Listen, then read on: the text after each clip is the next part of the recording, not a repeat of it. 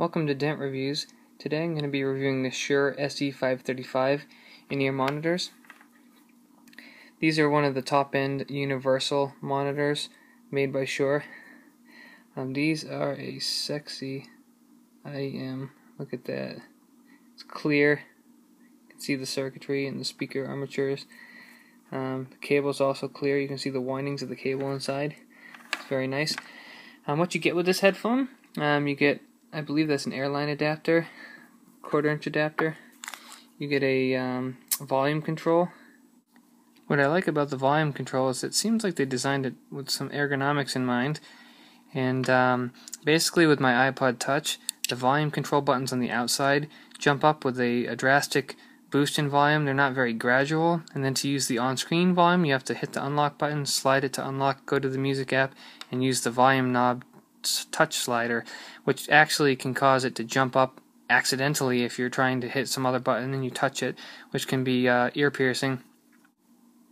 This allows you to connect your iPod and then your earphone, and you get a nice gradual volume control. So it's kind of a nice feature to have. You get your assorted tips. This comes with a pretty good amount of assorted tips. If you can see those, you have some cylindrical foam, tri-flange, 3 sizes of silicone tips, 3 sizes of the foam tips, and then you get a cleaning tool, which is basically just a metal loop to pull earwax out of the tips. Now I have found with these ear tips that they do make a difference in sound quality as well as comfort. I found with the triple flanges that because of the extra penetration in the way they fit, I got better treble response. Not as good bass, but overall still a smooth response. The treble sounded a little bit better extended, except for these particular tips in my ears. They never stayed consistent. With a slight deviation in position, the sound changed and muffled, and it just wasn't great. But if I got them in the correct position, they sounded pretty good. The foam gave me the best isolation by far, and they give you a very good overall frequency, but they sound a little bit softer in the treble to me. The best for me personally has been the silicone. The silicone provides the best treble response. The ease of use, you just stick them in, you can wash them, they're reusable. And for me personally, I just find them to be the most comfortable. I use the medium-sized tips, but it gives you 3 depending on your ear size.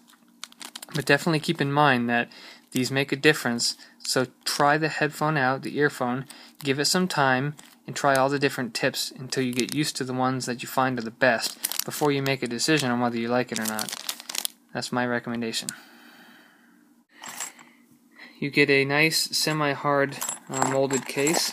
It's nice. It's more protection than most come with. It's just empty open area inside. And you get a manual with some warranty information. It is an interesting case, so I'll just show you this. I don't usually show cases and unboxings and stuff like that, but it's actually metal, and it slides on top of that. And I don't know if that's a good thing or a bad thing.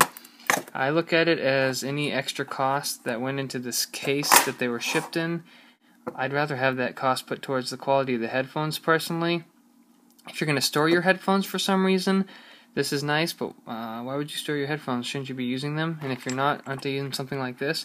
So this just seems like it's not going to be used, and therefore it's kind of a waste of production, in my opinion. It's cool that it's metal, yeah, great, but I would take after Apple. They use a lot of green packaging that's just cardboard and paper, but they design it in a way that's very convenient to open and looks nice and whatnot. So while this is nice, and if you like a nice presentation, that's great, I think it's kind of a waste, honestly. So what I like about this headphone is if you look at the armature where the red dots meet there, it separates. So if you look, it separates there. There's like a small cylinder hole with a pin in the center. It has a sexy headphone. Separates here. I'll tell you what, these cables are awesome. The other end,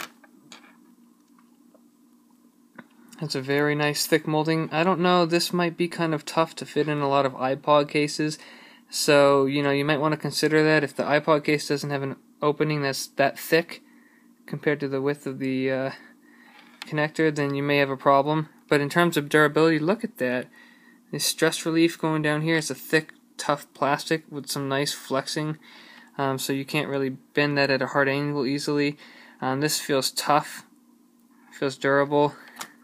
The section where it meets, or I should say splits, feels very tough.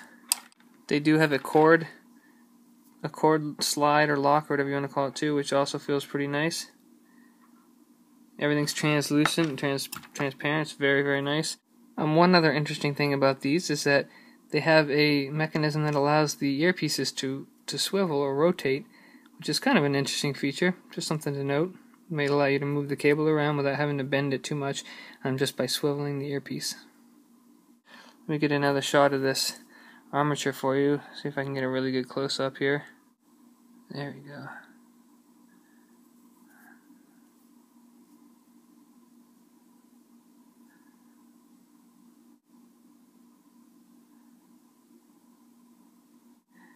I like this a lot. It's a very nice look.